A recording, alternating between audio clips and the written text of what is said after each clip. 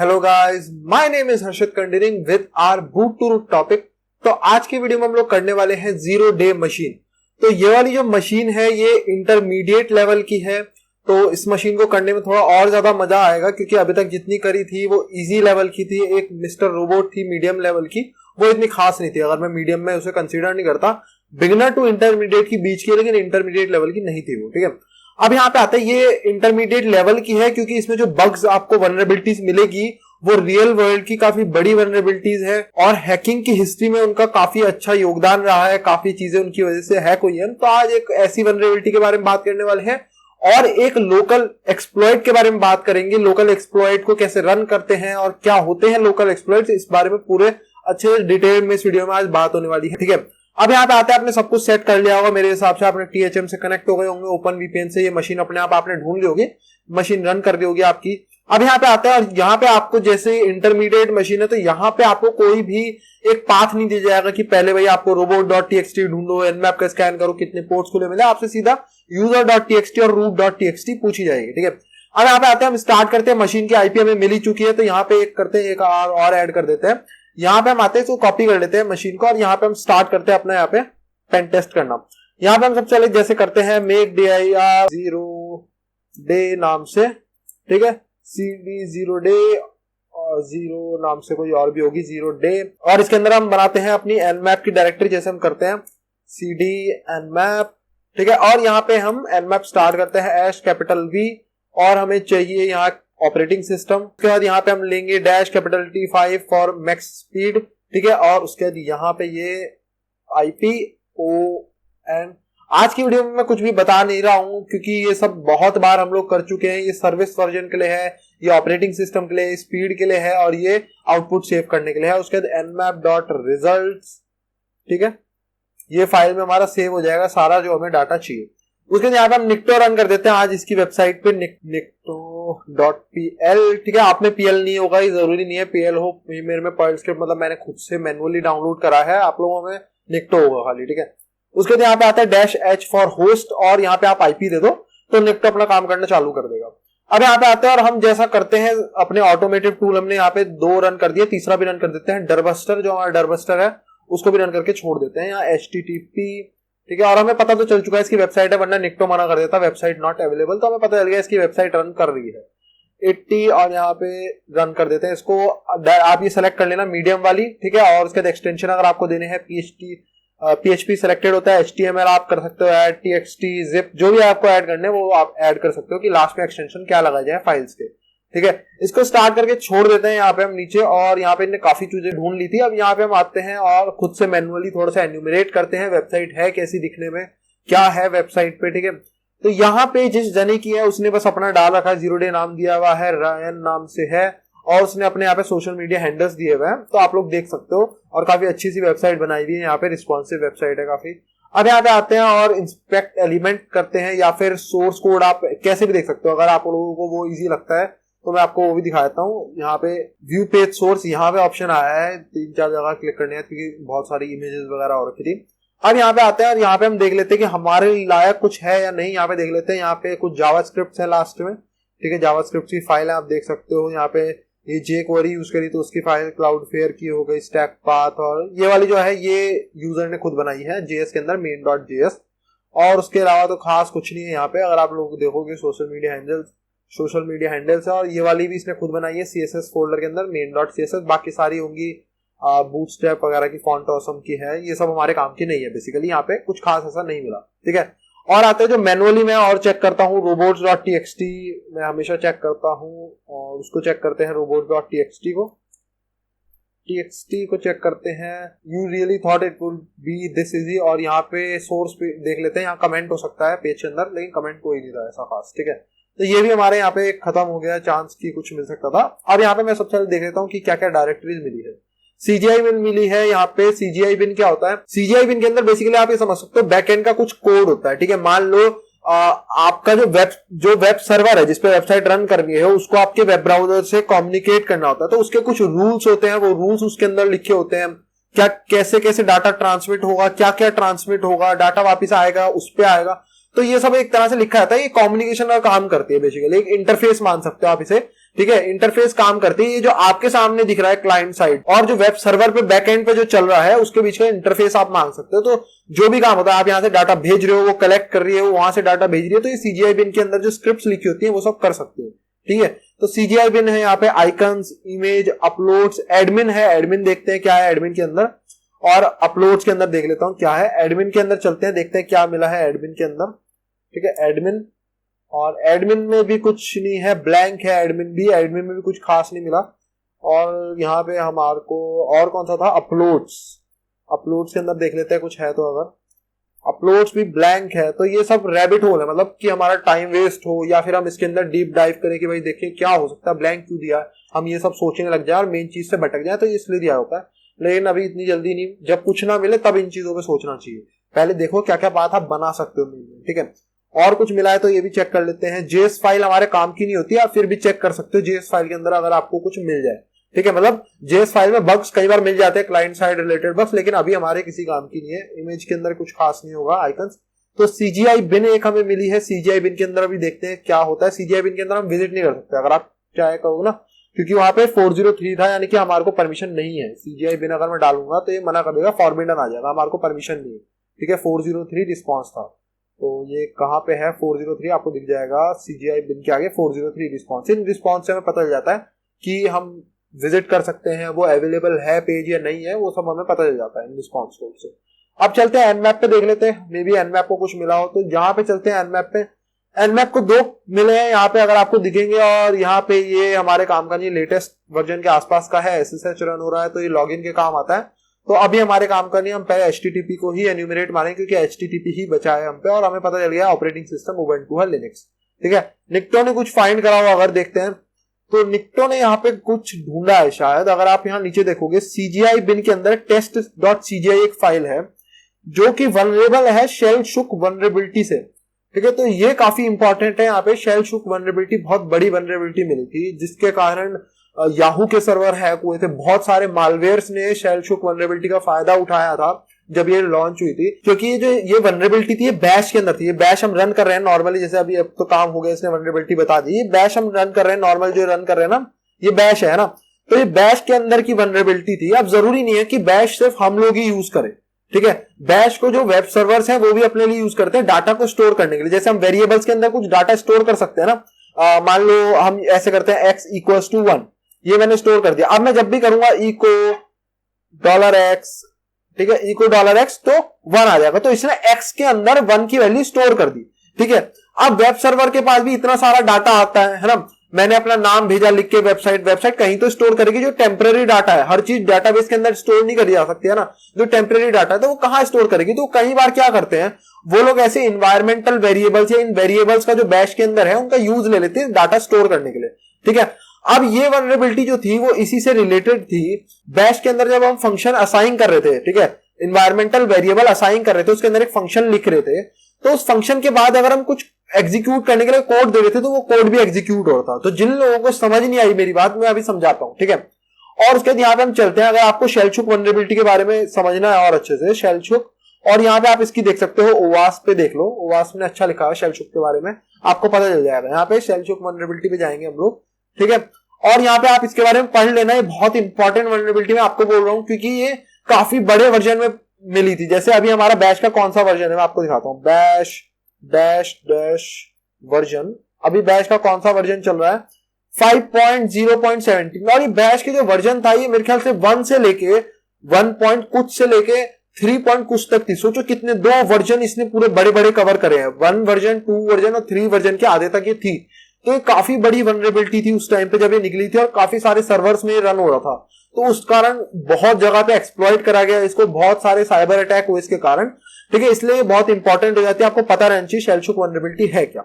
अब यहाँ पे हम पढ़ लेते हैं, जैसे यहाँ पे चलते हैं शेल शुक वनरेबिलिटी देखने के लिए। यहाँ नीचे इसको स्लाइड करोगे, इस बारे में पढ़ना जरूर, बहुत छोटा सा है, 25 पेज का, जिसमें से ओवास ने 5-6 पेज तो अपने बारे में लिखा हुआ है, तो वो सब बेकार है। ठीक है, यहाँ पे हम आते हैं, तो यहाँ पे ये दिया हुआ, देखो बैश के अंदर हम ऐसे वन लाइनर फंक्शंस क्रिएट कर सकते हैं। वेलकम फंक्शन का नेम है, और उसके अंदर क्या है, कर्ली ब्रैकेट के अंदर जो भी आपको कमांड रन करना है वो आप इसके अंदर लिख सकते हो बैश के अंदर। ये आप एक फंक्शन बना दो, हर प्रोग्रामिंग लैंग्वेज में फंक्शंस का कॉन्सेप्ट होता है ज्यादातर, है ना। तो वैसे यहाँ पे फंक्शन का कॉन्सेप्ट है, एक वेलकम नाम का इसने फंक्शन बनाया और उसके अंदर जो भी आपको रन करना है वो कर्ली ब्रैकेट के अंदर इसने लिख दिया, ठीक है। ऐसे हम बैश के अंदर कर सकते हैं। अब जो वनरेबिलिटी क्या आती है, अगर मैं इसको नीचे दिखाऊं, यहाँ इन्होंने दिखा रखी होगी, ये वनरेबिलिटी थी। यहाँ पे इसने क्या करा, एक्स वेरिएबल के अंदर, ठीक है, अब मैं आपको धीरे धीरे तोड़ के समझाता हूं ताकि आपको समझ आए। एक्स वेरिएबल के अंदर एक फंक्शन बनाया, ब्लैंक है, कुछ फंक्शन का नाम नहीं दिया, ठीक है, और उसके अंदर यहाँ पे ये जो कोड इसे रन करना है वो इसने कर्ली ब्रैकेट के अंदर लिखा, ठीक है। यहाँ पे जो एक कॉलन दिया है, कॉलन का मतलब होता है कि अगर आप किसी फंक्शन के अंदर कोलन दोगे तो मतलब हमारे को कोई कमांड नहीं रन करना, आप बस रिटर्न कर लो एक वैल्यू 0, तो ये वैल्यू को रिटर्न करता है 0, ठीक है। तो जब आपको कोई कमांड रन नहीं करना तो आप ये दे सकते हो कोलन, इको हेलो नहीं देना, कुछ भी नहीं देना, मतलब आपको कोई कोड रन नहीं करना है फंक्शन के अंदर, तो आप ये दे सकते हो, ब्लैंक फंक्शन आपको बनाना है, ठीक है। तो इसने वो बनाया, यहाँ पे लाइन एंड करी, ये वाली जो लाइन थी इसको एंड करा, फिर ये वाली जो फंक्शन वाली लाइन थी इसको एंड करा, सेमीकोलन से लाइन एंड होती है, ठीक है।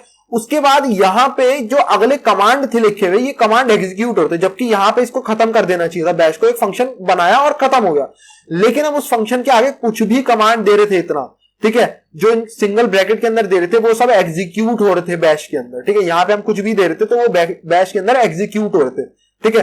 तो यहां पे हम इसका फायदा उठा रहे थे। यहां पे अगर मैं एक रिवर्स शेल लिख दूं अपना, इको वनरेबल की जगह में रिवर्स शेल अगर अपना लिख दूं, ठीक है, तो वो रिवर्स शेल भी एग्जीक्यूट हो रहा था। यहाँ पे मैं जाता हूं और गूगल पे सर्च करता हूं हेलो, तो हेलो सर्च हो रहा है, क्योंकि ये एक बैश के वेरिएबल में जा रहा होगा, मान लो फॉर एग्जांपल दे रहा हूं, जरूरी नहीं है गूगल ये टेक्नोलॉजी यूज करता हूं, ये एक बैश के वेरिएबल के अंदर स्टोर हुआ होगा कि एक्स की जो भी वैल्यू यूजर दे रहा है, यूजर मैंने हेलो दिया गूगल के अंदर तो हेलो स्टोर हो गया एक्स के अंदर, ठीक है।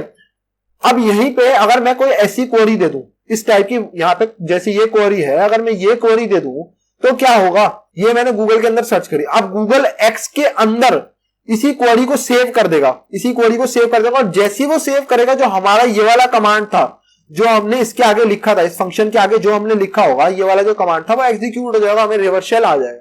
तो ये थोड़ा सा आपको हाई लेवल ओवरव्यू था, ठीक है, लेकिन ये आपको अगर हो सकता है आपके दिमाग से ऊपर गई हो कुछ चीज, लेकिन ये जरूरी था समझना, क्योंकि इंटरमीडिएट लेवल पे आके आपको चीजों को समझना पड़ता है। मैं आता और जनों की तरह आपको सिर्फ एक्सप्लॉइट बताता कि भाई इसने बताया मेटास्प्लॉइट पे जाओ, ये रन करो, आप हैक कर दोगे मशीन को और ऐसे प्रिविलेज एस्केलेशन हो जाएगा। मैं चाहता था आपको चीजें समझ आए, शेल शुक वल्नरेबिलिटी है क्या आपको समझ आए, तो खुद से आप ये पढ़ोगे तब आपको समझ आएगी। और अगर आपको एक्सपेरिमेंट करके देखना, तो जिस मशीन को हम हैक करेंगे वो शेल शुक से वल्नरेबल है, तो आप इसको खुद से रन करके देखना उसके अंदर, तो आपको पता चल जाएगा कि वो इको कर रहा है वल्नरेबल को, जो कोड हमने। इसके बाद आप कुछ भी कोड लिखोगे, आप इको अपना नाम करके देखना, वो इको भी इको करेगा, जबकि उसको नहीं करना चाहिए था, ठीक है।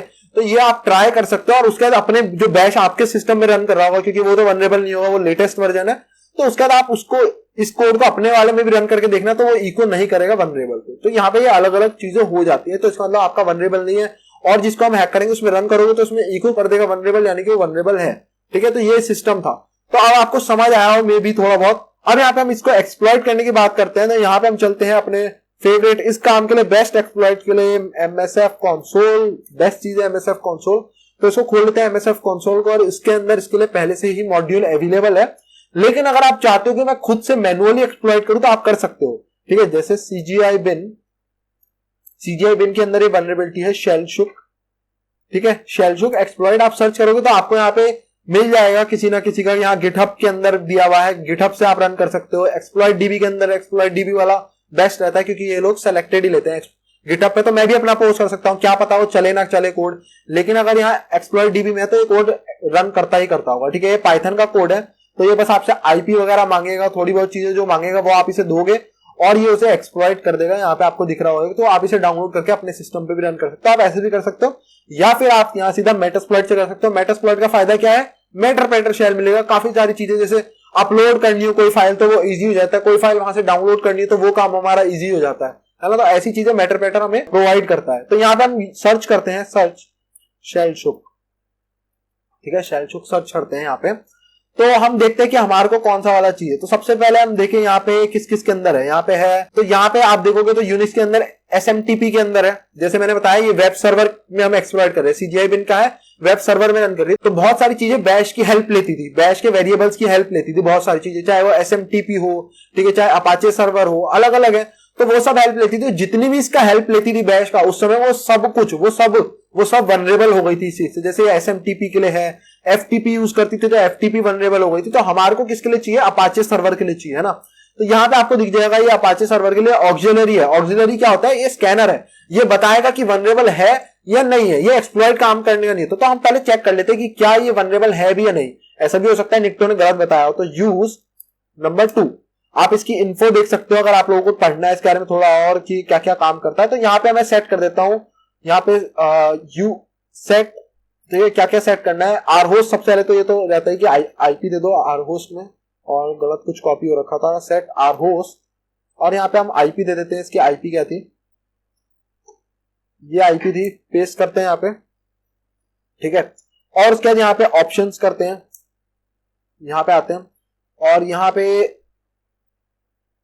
सेट टारगेट यूआरआई, ठीक है, कहां पे अटैक करना है यूआरआई, ये तो हमने ये बता दिया। तो ये HTTP इस वेबसाइट पे चले जाएगा। अब आपको डायरेक्टरी का नेम भी तो बताना पड़ेगा।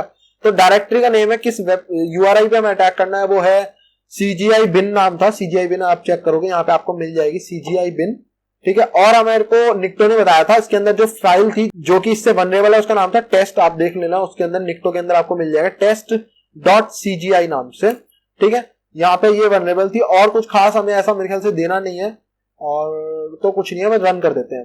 इसे रन करते हैं तो देखते हैं कि ये वनरेबल है। तो इसने यहाँ पे बता दिया है ये वनरेबल है, क्योंकि यहाँ पे जो कमांड था आईडी कमांड वो एग्जीक्यूट हो गया। जो आईडी कमांड होता है ना जब हम रन करते हैं तो यही रिजल्ट आता है। तो यहाँ पे आपको ग्रीन दिख रहा होगा वरना रेड आता है। तो ये इसने यहाँ पे कमांड एग्जीक्यूट कर दिया आईडी कमांड, इसका मतलब ये वनरेबल है।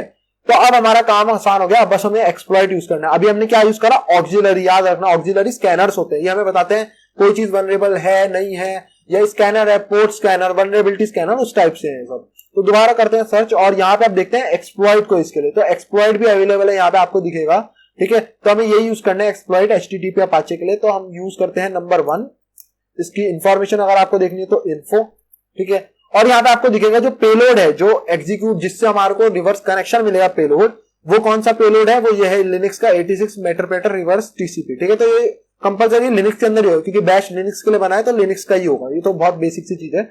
इन्फो करोगे तो इन्फो में आपको पता चल जाएगा क्या क्या है, और यहाँ पे आप लोगों को देख लेना क्या क्या भरना है, वही सब भरना है जो मैं बता चुका हूँ। आर होस्ट, ठीक है, यूज कर रहा हूँ, सॉरी, सेट आर होस्ट, यहाँ पे हम, और यहाँ पे पेस्ट करता हूँ आईपी, सेट टारगेट यूआरआई आप इसे दोगे, CGI bin के अंदर test.cgi फाइल जो है वो वनरेबल है क्योंकि वो बैश की मदद ले रही होगी किसी चीज को रन करने में जिसका हम फायदा उठा पाएंगे, क्योंकि जो बैश का वर्जन उस मशीन पे रन हो रहा हो वो वनरेबल है।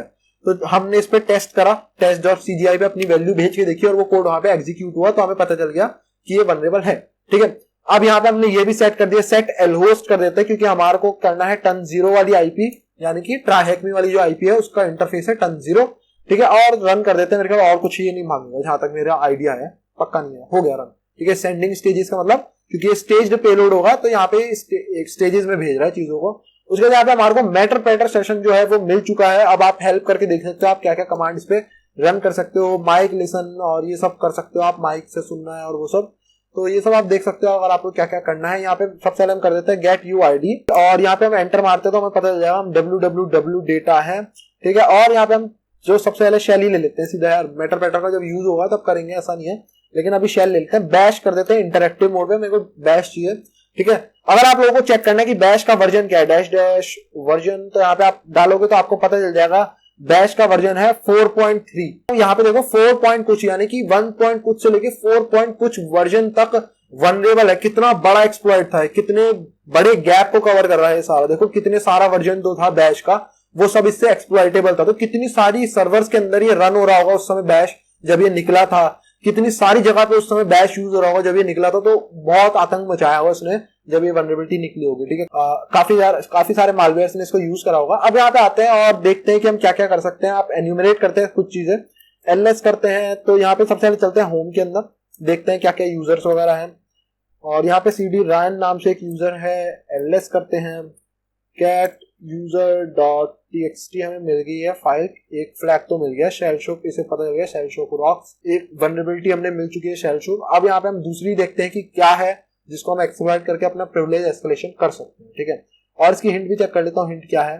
हिंट इन द डिस्क्रिप्शन में इसने शायद बताया हुआ था कि शेल शोक है, तो चलो ठीक है, कोई नहीं, ठीक है। अब यहाँ पे हम आते हैं और जो अपनी मेन चीजें, जैसे हमें पासवर्ड तो है नहीं, मैं फिर भी आप लोगों को करके दिखाता हूँ। sudo -l तो ये कह रहा है कि तो टीटीवाई शेल प्रेजेंट नहीं है। अगर आपको टीटीवाई शेल लेना है तो आप यहाँ पे जाओगे, टीटीवाई शेल लेने के लिए यहाँ पे स्वैपिंग अ टीटीवाई शेल आप देख लेना, आप यहाँ पे लिखोगे गूगल पे स्वैपिंग अ टीटीवाई शेल तो आपको ये मिल जाएगा लिंक, ठीक है। ये पाइथन से आप कर सकते हो। इसको ले लेते हैं यहाँ पे और यहाँ पे हम इसकी जगह बैश कर देते हैं एसएच की जगह, ठीक है। और यहाँ पे मेरे को अब मिल चुका है। अब मैं अगर sudo dash l करूंगा तो हो जाएगा sudo dash l, ठीक है। तो ये पासवर्ड मांग रहा है, जैसे मैंने आप लोगों को बोला था कि जब तक हम पे पासवर्ड ना हो, क्योंकि हम शेल शुक वनरेबिलिटी की वजह से एंटर करें, हमें पासवर्ड की जरूरत नहीं थी, तो इसलिए मैं यहाँ पे कभी भी sudo रन नहीं करता जब मेरे पे पासवर्ड ना हो। तो इसे कर देते हैं कंट्रोल सी और यहाँ नो कर देते हैं। और हमारे अब यहाँ पे आते हैं हम, और क्या देख सकते हैं हम, SUID बिट फाइंड कर लेते हैं। फाइंड कमांड से हमें स्टार्ट करना है, फाइंड करना फ्रॉम रूट डायरेक्टरी जिसकी परमिशन हो 4000 यानी कि SUID बिट जिसके अंदर सेट होती है उसकी 4000 होती है, ठीक है। और उसके यहाँ पे हम टाइप करेंगे F यानी कि फाइल को सर्च करना है हमें, और जो एरर आएगा उसे डाल दे dev null यानी कि एक टेम्पररी फाइल बोल लो या फिर ट्रैश बोल सकते हो आप CLI मोड का, ठीक है, उसके अंदर डाल दे तो ये फाइंड करना शुरू कर देगा कोई ऐसी SUID बिट वाली बाइनरी अगर है इसके अंदर प्रेजेंट, ठीक है। तो यहाँ पे हम आते हैं और ये सर्च करेगा, थोड़ा सा टाइम लेगा। तो हमारी जो SUID बिट बाइनरीज हैं वो तो इसने फाइंड कर लिया, और आप लोग देखोगे तो ये वही सब है जो कॉमन हमारे को अपने सिस्टम पे भी मिल जाएगी। मतलब इसमें कोई भी ऐसी नहीं है लाइक पाइथन, पर्ल, नेटकैट, सोकैट, मतलब जो भी हमारे काम आ सके ऐसी कुछ इस टाइप की कुछ नहीं है, ठीक है। तो अब यहाँ पे हम लोग क्या कर सकते हैं, SUID नहीं है, cron tab आप कैट आउट कर सकते हो, जो बेसिक है उनको आप खुद से ट्राई करा करो, cron tab। तो यहाँ पे ये भी नहीं है। अब यहाँ पे बात करते हैं, हमने यूनेम a डैश आपको बताया था, यूनेम मैंने कि सिस्टम की इंफॉर्मेशन देखनी हो, कौन सा कर्नल वर्जन रन कर रहा है, क्या होस्ट नेम है, ये सब देखना है, आर्किटेक्चर क्या है। तो इसके लिए हम यूनेम कमांड यूज करते हैं। यूनेम के साथ टैग a का मतलब है ऑल, सब कुछ दिखा है, और अलग अलग चीजें, कर्नल वर्जन देखना है मान लो खाली तो उसके लिए एक टैग होगा, ठीक है। आपको खाली आर्किटेक्चर देखना है तो उसके लिए अलग टैग होगा। a का मतलब सब कुछ दिखा है, ठीक है। अब यहाँ पे हम आते हैं और यहाँ पे देखते हैं कि यहाँ पे वर्जन कर्नल का कौन सा वर्जन रन कर रहा है। तो कर्नल का रन कर रहा है 3.13.0, ठीक है, 32 जेनरिक वर्जन रन कर रहा है। तो मैं उबंटू मशीनें चेक कर लेता हूँ कि भाई मेरे में कौन सा रन कर रहा है, क्योंकि मेरे में भी तो रन कर रहा हूँ ना। तो यहाँ पे हम कर लेते हैं यूनेम डैश a, चेक करते हैं कौन सा वर्जन रन कर रहा है। तो अब आप देखोगे कर्नल का इस समय जो लेटेस्ट वर्जन है वो है 5.8.0, और यहाँ पे जो रन हो रहा है वो है 3.13.0, तो यानी कि काफी पुराना है, ठीक है। ये जो वर्जन कर्नल का यहाँ पे रन कर रहा है काफी पुराना है। तो यहाँ पे कर्नल स्पेसिफिक कुछ एक्सप्लॉइट हो सकते हैं, ठीक है। तो उनको गूगल पे सर्च करते हैं, कुछ देखते हैं हमें कुछ मिलता है कि नहीं मिलता। तो यहाँ पे इसको कॉपी कर लेता हूँ, ठीक है, और अपने गूगल पे चलते हैं। बेस्ट गूगल पे सर्च करते हैं, एक्सप्लॉइट लिख दो बस इसके आगे कि हमें एक्सप्लॉइट चाहिए इसका, तो गूगल को पता चल जाएगा, ठीक है, एक्सप्लॉइट। और यहाँ पे हम आएंगे तो एक्सप्लॉइट डीबी का सबसे पहले एक्सप्लॉइट डीबी बेस्ट होता है। रैपिड 7 का है, इसका मतलब मेटास्प्लॉइट के भी अंदर इसके लिए अवेलेबल है, वो आप खुद से चेक कर लेना अगर इसके अंदर अवेलेबल है, रन कर लेना, क्योंकि मैं आपको इसमें मैनुअल तरीका बताऊंगा। लोकल एक्सप्लॉइट बहुत बार ऐसा होता है कि आपको मैनुअली ही करने पड़ते हैं इंस्टॉल, इसलिए जरूरी है कि आपको मैनुअल तरीका आए, ठीक है। अब यहाँ पे आते हैं और देखते हैं कौन सी लैंग्वेज में है, लेकिन मेनली मोस्टली मैं कह रहा हूं कि ज्यादातर 98% 99% सी लैंग्वेज के अंदर ही आपको मिलेगा। ये जो लोकल स्क्रिप्ट होती है कर्नल एक्सप्लॉइटेशन से रिलेटेड जो भी रहती है वो सब आपको ज्यादातर सी में मिलेगी, ठीक है। जैसे यहाँ पे आओगे तो ये सी है, आपको दिख रहा होगा, ठीक है, हैशटैग इंक्लूड से देखना शुरू हो गया होगा, ये सी लैंग्वेज है। तो सी के अंदर है यहाँ पे, अगर आप देखोगे तो एक किस चीज को ओवरले एफएस को ये कर रही है एक्सप्लॉइट। तो ये जो ओवरले एफएस है बेसिकली इसमें क्या होता है कि दो माउंट सिस्टम यानी कि मान लो आपने जैसे डायरेक्टरी स्ट्रक्चर है, हमारा डायरेक्टरी स्ट्रक्चर है, जैसे कैसे होता है सबसे पहले स्लैश वाली फॉरवर्ड स्लैश वाली रूट डायरेक्टरी, फिर उसके अंदर काफी सारी फाइल्स होती है, बिन हो गई, बूट हो गई, यूजर हो गई, ईटीसी हो गई, अलग अलग है ना। तो ऐसे दो माउंट पॉइंट आप बना सकते हो, यानी कि दो फाइल सिस्टम होंगे, दो फाइल सिस्टम है, आपने अलग अलग दो फाइल सिस्टम रखे हुए अपने इसके अंदर, आपको उनको मर्ज करना है, ठीक है, दो अलग अलग फाइल सिस्टम को आपको मर्ज करना है। तो आप ओवरले एफएस से कर सकते हो, दो फाइल सिस्टम को मर्ज करके एक फाइल सिस्टम बन जाएगा, ठीक है, एक बड़ा file system, main file system बन जाएगा। तो उसे हम कहते हैं ओवरले एफएस, ओवरले कर देते हैं अलग अलग माउंट पॉइंट एक दूसरे को, ठीक है। तो ये उसके अंदर वनरेबिलिटी है। अगर हम बात, तो अगर मैं इसका आपको एक हाई लेवल ओवरव्यू दूंगा, जिन लोगों को नहीं समझ आएगा कोई दिक्कत नहीं है, डरने की जरूरत नहीं है, क्योंकि इसके लिए एक्सपीरियंस चाहिए। कर्नल एक्सप्लॉइटेशन मजाक नहीं है, देखो कर्नल एक्सप्लॉइटेशन के लिए एक्सपीरियंस चाहिए, कर्नल की नॉलेज चाहिए, और आप लोगों को पता होना चाहिए चीजें काम कैसे करती हैं डेप्थ में, ठीक है। तो अभी कोई टेंशन की बात नहीं है, आपको अगर नहीं समझ आएगा, लेकिन आपकी मतलब आपके दिमाग में पता रहना चाहिए। अब अगली बार आप कभी सुनोगे ओवरले एफएस क्या है, तो आपके लिए ये टर्म बिल्कुल ऐसे नहीं होगी कि आपने कोई चाइनीज वर्ड सुन लिया है ना। अब आपको पता है कि हाँ ये रिलेटेड है, कहीं कर्नल से रिलेटेड है, इसके अंदर कुछ एक्सप्लॉइट भी है, अब आपको पता रहेगा। तो एक बार मैं बोलूंगा उसे समझने की कोशिश करना थोड़ा। OLFS यहाँ पे जो एक्सप्लॉइट होगा इसमें क्या काम करेगा, ये एक यूजर स्पेस क्रिएट करेगा। यूजर स्पेस बेसिकली क्या होगा, एक हम ना यूजर का एक स्पेस बना सकते हैं, एक सर्कल बना सकते हैं कि इसके अंदर ये यूजर रूट की तरह परमिशन है इसके पास, ये कुछ भी कर सकता है लेकिन सिर्फ इतने दायरे के अंदर, ठीक है। हम एक फोल्डर, मान लो एक फोल्डर बनाया, मैंने कहा इस फोल्डर के अंदर ये जो यूजर है ये इस फोल्डर का रूट है, यानी कि इस फोल्डर के अंदर सब कुछ कर सकता है, वो जो मर्जी चाहे इस फोल्डर के अंदर कर सकता है, ठीक है। तो वो एक यूजर स्पेस बना दिया, यानी कि इतने दायरे के अंदर वो रूट है, वो कुछ भी कर सकता है, ठीक है। ये यूजर स्पेस होता है लिनक्स के अंदर। हम एक यूजर स्पेस बना सकते हैं। आप चाहते हो कि मैं इतने एरिया की या इस डायरेक्टरी के अंदर एक जने को रूट बना दूं, वो रूट की परमिशन से कुछ भी कर सकता है इस डायरेक्टरी के अंदर, एक एग्जांपल दे रहा हूं, तो ये यूजर स्पेस होता है, ठीक है। लेकिन उस दायरे के बाहर, उस फोल्डर के बाहर, डायरेक्टरी के बाहर वो कुछ नहीं कर सकता एज रूट यूजर, ठीक है। उस दायरे के अंदर वो रूट है, वो सब कुछ कर सकता है, लेकिन वो सिर्फ उतने डायरेक्टरी के अंदर, उस दायरे के अंदर, ठीक है।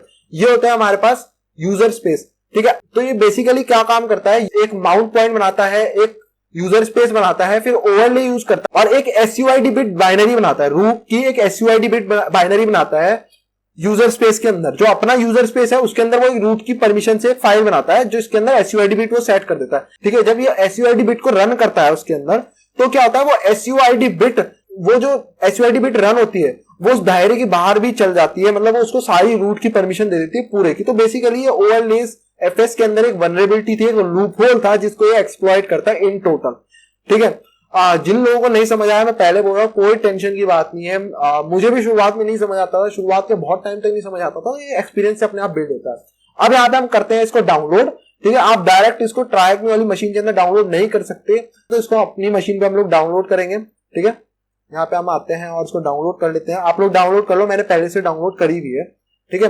तो मैं यहाँ पे चलता हूँ अपने, मैंने आप लोगों को पहले भी बताया कि मेरा एक होस्ट फोल्डर है जिसके अंदर मैं सब कुछ रखता हूँ, ठीक है। तो यहाँ पे चलते हैं सीपी के अंदर, होस्ट के अंदर उबंटू का मैं देखता हूँ, अलग अलग होंगे मेरे पे उबंटू के, जैसे ये 4.10 वर्जन का मेरे पे रखा हुआ है, पहले से मेरे कभी काम आया होगा 4.10 वाला, तो मैंने यहाँ पे रख लिया। जैसे ये वाला हमारा है, तो जब भी आपको ऐसे डाउनलोड करते हो तो एक फोल्डर के अंदर सब रख लो, बार बार चीजें डाउनलोड ना करनी पड़े, ठीक है। अब मुझे पता है कि मैं अपने होस्ट फोल्डर के अंदर सबसे पहले चीजों को चेक करता हूँ कि ये मेरे पे पहले से रखी हुई है या नहीं रखी हुई, ठीक है। अब मुझे यही वाला चाहिए, 3 वाला, इसको मैं यहाँ पे कॉपी कर लेता हूँ, ठीक है, इसी फोल्डर के अंदर। अभी nmap वाले में कर लेता हूँ ls, और यहाँ पे इसको हम gcc से करते हैं कंपाइल। ये सी की फाइल है, सी की फाइल को आपको लिनक्स के लिए एग्जीक्यूटेबल बनाना पड़ेगा, elf फॉर्मेट में लाना पड़ेगा। जब हम ऐसे रन करते हैं ना किसी फाइल को, यहाँ पे कोई फाइल नेम देते हैं ऐसे करके हम फाइल नेम, और वो रन हो जाती है, तो वो elf फाइल होती है, ठीक है। उस elf फाइल को हम लिनक्स के अंदर डायरेक्ट रन कर सकते हैं, जैसे exe को हम विंडोज के अंदर रन कर सकते हैं। तो इसे हमें एक elf फाइल बनाना पड़ेगा जो कि लिनक्स में डायरेक्ट रन हो पाए, है ना।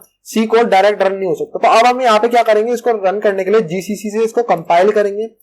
जीसीसी से फाइल नेम देते हैं उबंटू का, उबंटू यहाँ पे आ गया ये नेम, ठीक है। और उसके -o आउटपुट फाइल क्या नाम से चाहिए, रन नाम से दे देते हैं, या फिर एक्सप्लॉइट नाम से दे देते हैं। इसका एक्सप्लॉइट नाम से यहाँ पे ये इसको कंपाइल कर लेगा। ये वार्निंग्स आएगी, इस पे ध्यान मत देना, ये सब वार्निंग्स है, इस पे ध्यान मत देना, ठीक है।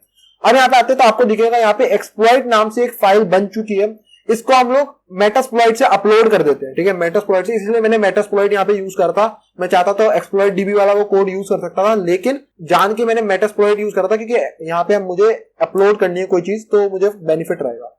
एग्जिट करते हैं और यहाँ पे हम आ जाएंगे मेटरपेटर में, अपलोड, ठीक है। और CTF के अंदर 0 नाम से था, 0 डे nmap, इसके अंदर यहाँ पे थी एक्सप्लॉइट नाम से, इसको हम लोग कर देंगे टेम्प के अंदर एक्सप्लॉइट से। टेम्प के अंदर ही रहना, क्योंकि जरूरी नहीं है जिस फोल्डर में हम हो वहां पे हमारे को राइट की परमिशन हो, कोई चीज फाइल राइट कर पाए, तो टेम्प के अंदर हमारे को परमिशन होती है, ठीक है। तो टेम्प के अंदर हम इसे राइट करेंगे, तो टेम्प के अंदर अपलोड कर देते हैं, इसे अपलोडिंग करेंगे और ये अपलोड हो चुके हैं, ठीक है। दोबारा से शेल ले लेता हूं मैं अपना, ठीक है, और यहाँ पे -i करता हूं ताकि मुझे पता रहे कि मैं कहाँ पे किस फोल्डर में हूँ। cd temp, ठीक है, chmod करना पड़ेगा, चेंज परमिशन करेंगे, इसकी एग्जीक्यूटेबल दे देंगे अपने आप को, और इसका नाम था एक्सप्लॉइट। और अब इसे हम रन करते हैं एक्सप्लॉइट को, ELOIT, यहाँ पे इसको रन करते हैं। और अब आपको दिखेगा हम लोग जो है वो रूट यूजर जो है बन जाएंगे। अब आपको दिखेगा यहाँ हैश आ चुका है हमारे सामने, यानी कि हम रूट यूजर बन चुके हैं। ID command and we are root, ठीक है। तो इसने एक्सप्लॉइट कर दिया। जरूरी नहीं आप इस कोड को आप सोचोगे कि मैं इस कोड को पढ़ के समझ जाऊं, तो भाई आप उस कोड को पढ़ के नहीं समझ सकते, क्योंकि ये जो डेवलपर्स इनको बनाते हैं, जो डेवलपर इन कोड्स को डेवलप करते हैं, उनको कर्नल की बहुत डेप्थ में नॉलेज होती है। वो बहुत बड़े बड़े पेनिट्रेशन टेस्टर्स या फिर वो इसी फील्ड में रिसर्च वर्क कर रहे होते हैं, ठीक है। वो बहुत साल का एक्सपीरियंस होता है, 20 साल 30 साल, तब वो ऐसा काम करते हैं। तो ये मत सोचना कि मुझे कोड समझ नहीं आ रहा तो मैं क्या करूं। भाई ये बहुत साल लगते हैं, मुझे भी पूरा समझ नहीं आएगा वो कोड। अगर मैं पढ़ूंगा कुछ भी, मेरे ख्याल से मुझे 10% भी समझ नहीं आएगा, क्योंकि वो उन्होंने बहुत साल का एक्सपीरियंस होता है इसी चीज पे, इसी वर्क में उन्होंने रिसर्च करी है, तो वो इसलिए कर पाते हैं, ठीक है। तो यहाँ पे हम आते हैं ls और cat root.txt एंड यहाँ पे good job 0 day is pleased, ठीक है। तो यहाँ पे हम आते हैं, इसको कॉपी करते हैं और यहाँ हम इसको पेस्ट कर देते हैं। तो हमने जो है अपनी मशीन जो है वो सॉल्व कर ली है पूरी। और आई होप सो आपको इस वीडियो में मजा आया हो, बहुत कुछ अच्छे से सीखने को मिला होगा, डेप्थ में सीखने को मिला होगा, माइंड थोड़ा ब्रॉड हुआ होगा कि और भी बहुत कुछ है आप लोगों के सीखने के लिए। So please like the video, subscribe the channel. Thank you and good bye.